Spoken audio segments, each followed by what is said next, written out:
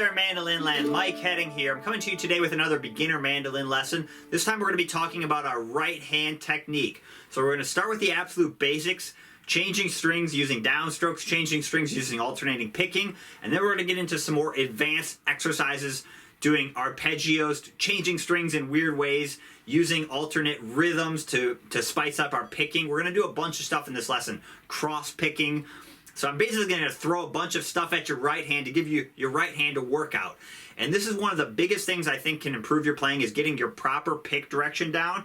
It's one of the things I think that separates intermediate players from beginner players, or more advanced players from intermediates, is getting that proper pick direction down. It's a great rule you can apply to all your songs that's instantly going to make all your songs better. All right, let's start breaking down this lesson. Here's the basic right hand workout for mandolin. So let's start breaking down this basic right hand workout for mandolin. So I'm just going to give you a bunch of exercises to practice changing strings, practice doing all down picking, practice doing alternating picking. So I'm going to show you a bunch of exercises you can do to build up your right hand dexterity. These are simple things that are going to help all your songs sound better. So I'll show you some frets you can put down for your left hand, but remember, this is a right hand exercise. So if you're ever in doubt, just forget your left hand and focus solely on the right hand. So let's start with a basic G major scale with all downstrokes.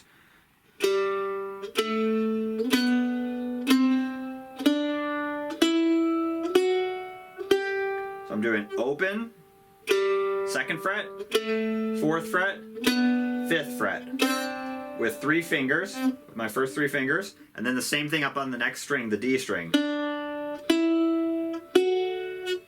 I'm using all downstrokes.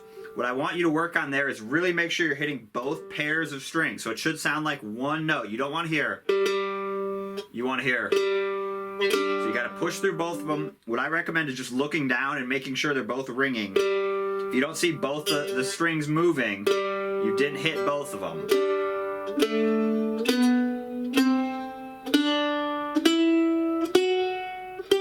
So practice getting some really good volume there. You know, you're not going to hurt your mandolin. Really play those downstrokes confidently.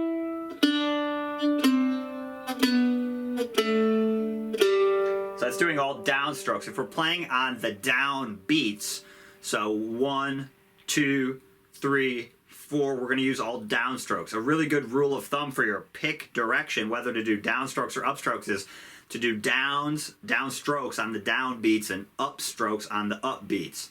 So in this example, we're playing all quarter notes. So 1, 2, 3, 4. 1, 2, 3, 4. Let's try changing strings a little bit faster. Let's do a 2-finger G chord. And again, let's just do all downstrokes.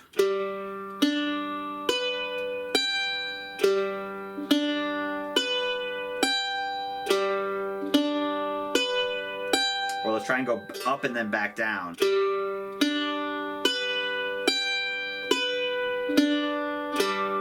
I'm just going down the strings and back up, all with downstrokes still, even though I'm changing strings quickly.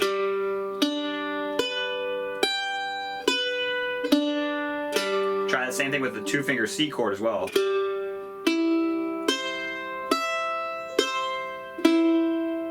can do it with the D as well. And remember, if you're having trouble getting that to work, just forget the left hand and just do the right hand. You know, totally fine. Remember, we're really just working on our right hand, okay? So that's an open G major scale starting on the lowest string.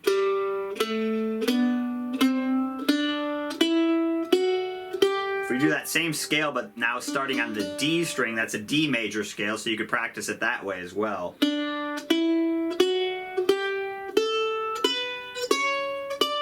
That'd be a D major scale. If you do it starting on the A string, same scale, that's an A major scale.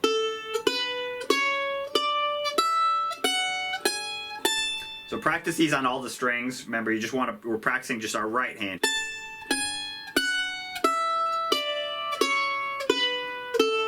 So we're just doing downstrokes, remember, okay?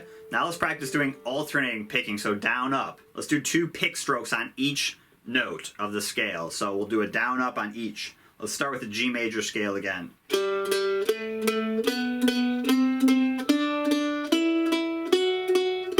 back down.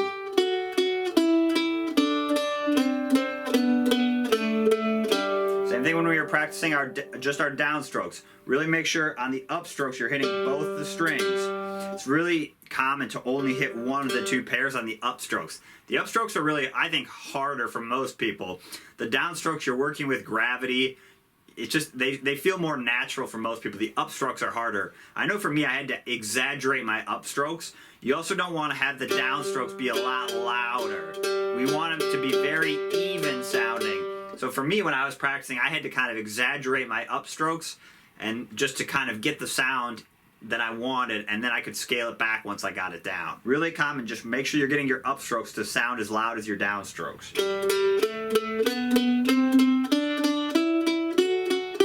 You can do the same thing on the G chord we were doing. Now just do two picks on each string.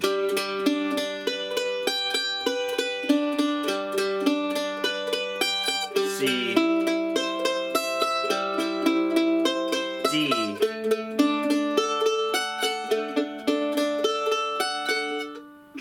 remember, I'm not really worrying too much about what I'm doing with my left hand there. I'm just working on my picking. So again, do it without your left hand if you're having trouble.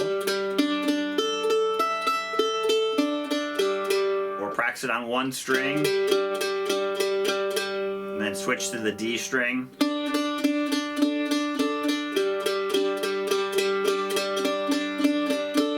Moving around there, that's all I'm doing. I need to be able to switch strings very easily there, so that's what I'm practicing there. Let's try that one more time. C.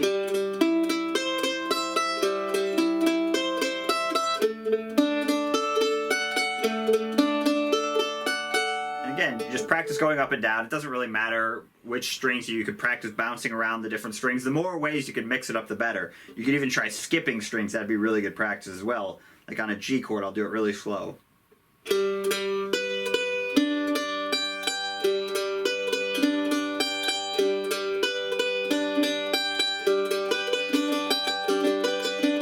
then what I recommend is, start it slow and then try speeding it up. And what we want to work on too is, as we speed up our right hand, is staying relaxed. We don't want our hand to tense up. You don't want to go into the death grip where you start squeezing the pick really hard, and that takes practice. It takes practice to stay relaxed. So also what I'm working on there is slightly speeding it up and seeing if I can stay relaxed, because it's easy to tense up. The more complicated the picking gets, it's very easy to start tensing up, and that's also what we're practicing there, is staying relaxed. Remember to keep breathing too. Don't hold your breath as you start doing these picking exercises, or your hand's going to tense up. Okay? So again, you could do that same thing, the alternating picking on the D major scale and the A major scale as well. Do it on the A. Just trying to get as much tone as possible. I'm really trying to pull a lot of tone out. Another thing I recommend with your mandolin is you want to feel the back of your mandolin vibrating. So if you're not feeling the note, go in and hit the back of the mandolin and then bounce out, it means you didn't hit your mandolin hard enough. So you didn't play the note loud enough. So you should feel the back of the mandolin vibrating if you're playing with enough power. And that takes practice, but we really want to pull as much tone as we can out of our mandolin, and then we can work on playing softer or playing louder, but we really want to explore the full spectrum, though, of our tone possibilities. So again, you're not going to hurt your mandolin by striking the string confidently. So it's also good practice for figuring out your left hand. If you don't play the notes loud enough with your right hand, it's really hard to tell if you're playing them, good with your left hand as well. So really put it out there, and then if you hear a clunker, you'll really know because you played the notes confidently with your right hand. Okay, let's do the A major scale one more time. The other thing you can do once you get it down is mix up those notes in the scale and just practice mixing it around. What we're working on there is, as we start mixing up the notes with our left hand, is keeping our right hand really consistent.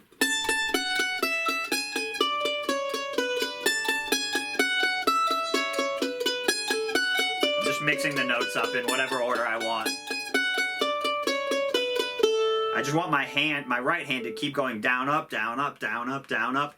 Whether I'm changing strings or not, I'm just keeping that down, up going because I'm doing eighth notes, okay? The next picking practice is called shuffle picking. So very common. You'll use this rhythm a lot in fiddle tunes or fiddle style music. It's also used a ton in bluegrass. So it's going to be a down, down, up, down, down, up. Remember our pick direction rule of using downs on the down beats and ups on the up strokes. So the shuffle is 1, 2, and 3, 4, and 1, 2, and 3, 4, and. So that's why we're doing down, down, up, down, down, up. If you're doing it right, you should always be starting with a down, down. Yeah, I'm just muting the strings. You could try it. Try it on one string, try it on the G string.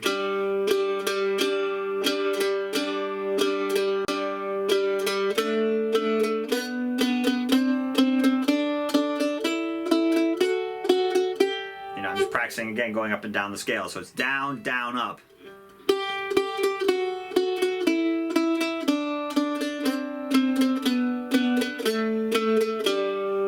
So really practice that pick direction. It's really important because then you can easily switch to downstrokes only or alternating picking.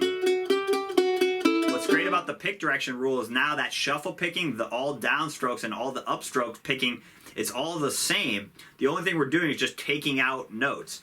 You could really even just move your hand. I'm still moving my hand up and down. I'm just now choosing to hit the strings in different times.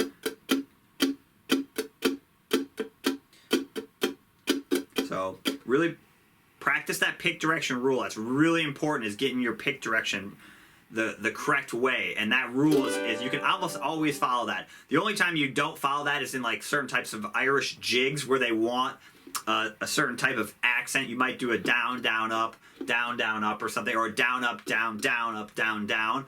But don't worry about that for now. That could come later. Otherwise, you can follow this rule pretty much all the time. Down strokes on the down beats, up strokes on the up beats, okay? So again, do that shuffle picking on all your scales.